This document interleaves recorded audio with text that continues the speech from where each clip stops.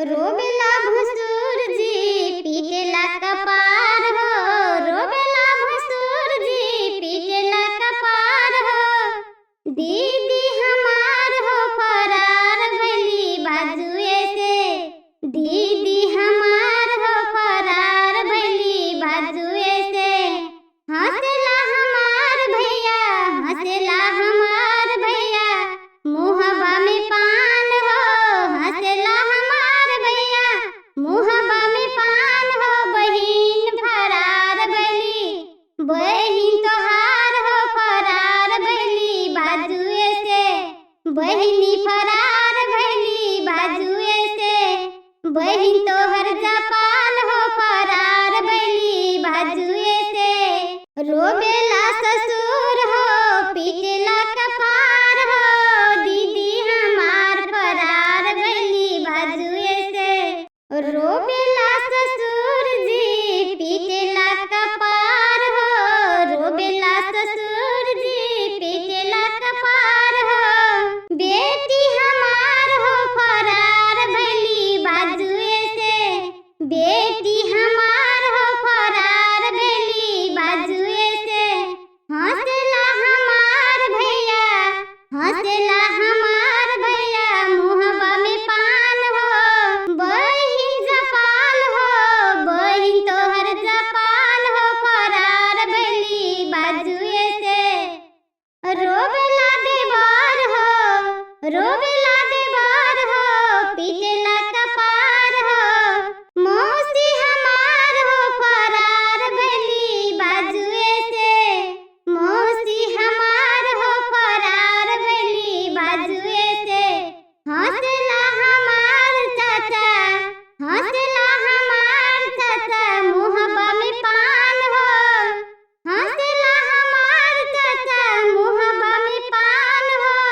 जपाल तोहर मौसी भेला, जपाल हो तोहर मौसी भेला, जपाल तोहर मौसी बाजुए से फरार भेला। मौसी तोहार हो जपाल भेला, मौसी तोहार हो जपाल भेला, बाजुए से फरार हो मौसी तोहर।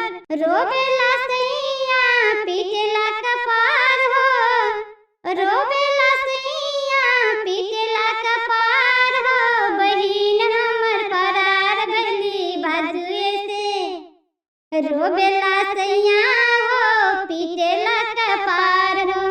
दीदी हमार हो फरार भइली आधी रात के, दीदी हमार हो फरार भइली आधी रात के।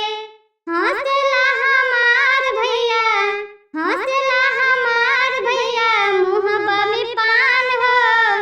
हंसेला हमार भैया, मुहबा में पान हो। बहिन तोहर फरार भइली आधी रात के, बहिन तोहर फरार भइली आधी आधी रात के। जपाल हो, बहिन जपाल हो फरार भइली आधी आधी रात के। रोबेला देवर हो, रोबेला देवर हो पीटेला कपार हो। रोबेला ससुर जी पीटेला कपार हो। दीदी हमार हो फरार भइली बाजुए से, दीदी हमार हो फरार भइली बाजुए से। हंसेला हमार भैया, हंसेला हमार भैया, मुहबा में पान हो।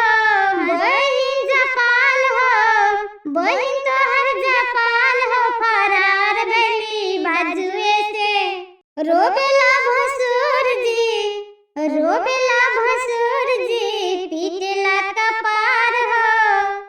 बुआ हमार हो फरार भइली आधी आधी रात के, दीदी हमार हो फरार भइली बाजुए से।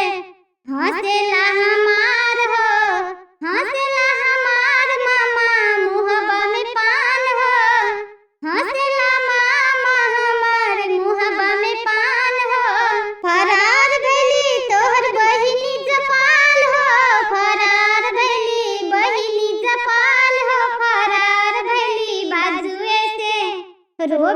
भसुर जी पीटेला कपार हो रोबेला सैया जी रोबेला सैया पीटेला कपार हो रोबेला